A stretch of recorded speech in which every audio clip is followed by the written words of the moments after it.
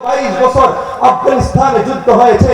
আফগানিস্তানের তালেবানদের কথা তো বলতেই দেওয়া হতো না, জঙ্গি জঙ্গি তাকমা লাগিয়ে দিত, অথচ তারা ছিল সেই দেশের মুক্তিযোদ্ধা। কথা বলেন ঠিক কিনা?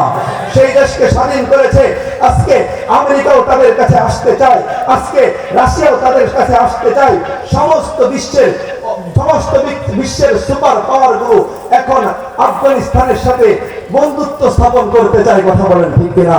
বুঝতে হবে, যখন আপনি কোরআনকে প্রতিষ্ঠা করবেন দুনিয়ার কোনো কিছু লাগবে না।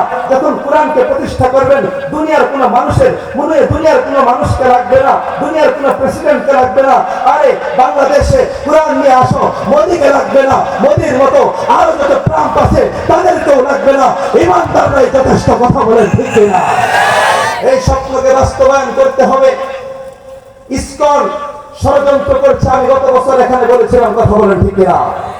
ষড়যন্ত্র করছে, তারা চাচ্ছে এই গোটা উপমহাদেশ ভারতবর্ষকে তারা এক করে ফেলবে, এটা তারা এক করে ফেলবে, অথচ তারা তাদের ইতিহাস নিজেরাই জানে না। কথা বলেন ঠিক কিনা?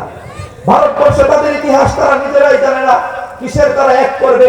ইতিহাস মুসলমানদের দ্বারা রচিত হয়েছে ভারতবর্ষে। কথা বলেন ঠিক কিনা? কোন হিন্দু, কোন বৌদ্ধ, কোন মানবের বাচ্চার মাধ্যমে এই ভারতবর্ষ প্রতিষ্ঠা লাভ করে নাই, বরং ভারতবর্ষ মুসলমানদের মাধ্যমে প্রতিষ্ঠা লাভ করেছে। কথা বলেন ঠিক কিনা? ইতিহাস বিকৃত হয়, বাংলাদেশের ইতিহাস বিকৃত হয়। ভারত তো বাংলাদেশের থেকে আরো নিচের তলানিতে। কথা বলেন ঠিক কিনা? তাদের ইতিহাস বিকৃত হতে তো সময় লাগে না, নাকি লাগে? তারা মুসলমানদেরকে এখন তারা বের করে দিতে চায়, মুসলমানদেরকে বিভিন্ন এনআইসি আইডির মাধ্যমে বের করে দিতে চায়, বিভিন্ন মাধ্যমে তারা এই দেশকে, ভারতবর্ষকে তারা হিন্দুস্তান বলে আখ্যায়িত করতে চায়। আমরাও বলে রাখি, শুনে রাখো, তুমি যত বড় কসাই হও না কেন, তুমি যত বড় ক্ষমতাধর হও না কেন, তুমি যত পাওয়ারফুল হও না কেন, আমরাও বদরের যোদ্ধা। কথা বলেন ঠিক কিনা? 313 জন এগেইনস্ট 1000, আমরা মুহতার সৈনিক 3000, সামনে ছিল 2 লক্ষ, মতান্তরে 1 লক্ষ। আমরাও খন্দকের সৈনিক। আমাদের সংখ্যা কম হতে পারে, বাংলার জমিনের সংখ্যা কম হতে পারে, কিন্তু তোমাদের সংখ্যা বেশি হতে পারে, কিন্তু কোন সংখ্যা মুসলমানদের সামনে দাঁড়াতে পারবে না। কথা বলেন ঠিক কিনা? দাঁড়াতে পারবে? ইতিপূর্বেও পারেনি, এখনো পারবে না। আমিও বলতে চাই, আমাদের ভূমি আবার আমরাই দখল করবো ইনশাআল্লাহ। কথা বলেন ঠিক কিনা?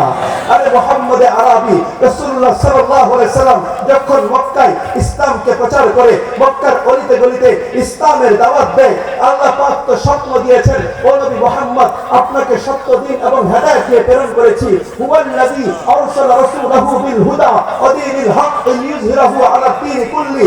ও নবী, আপনাকে সত্য ধর্ম, দ্বীন এবং হেদায়েত দিয়ে প্রেরণ করেছি। কেন? গোটা পৃথিবীর সমস্ত ধর্মের উপর ইসলামকে বিজয় করার জন্য। কথা বলেন ঠিক কিনা? তার জন্য আল্লাহ বলেছেন, ওমাই ইয়াবতাগি গায়রাল ইসলামি দীনান ফালা ইউকবালা মিনহু ওয়া হুয়া ফিল আখিরাতি হুমুল খাসিরুন। ইসলাম ছাড়া অন্য কোন জীবন ব্যবস্থা যদি কেউ গ্রহণ করে, তার সেটা গ্রহণ করা হবে না, কিয়ামতের ময়দানে সে ক্ষতিগ্রস্ত হয়ে যাবে। নাউযুবিল্লাহ বলেন। তাহলে ইসলাম তো একমাত্র মনোনীত ধর্ম। ইন্নাদ দীনা ইনদাল্লাহিল ইসলাম।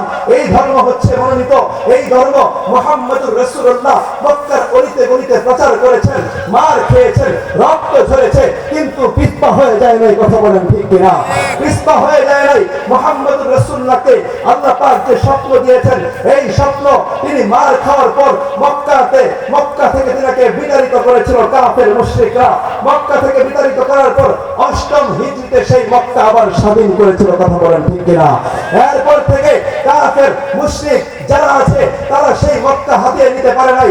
আমরাও ইন্ডিয়াকে বলতে চাই, মক্কার ইতিহাস দেখো, আমাদেরকে বের করতে চাও, মক্কার ইতিহাস দেখো, এমন ভাবে বের করবো ইন্ডিয়াতে আর ঢুকতে দেওয়া হবে না। কথা বলেন ঠিক কিনা? কারণ এটা হচ্ছে আমাদের ইতিহাস, আমাদের ঐতিহ্য।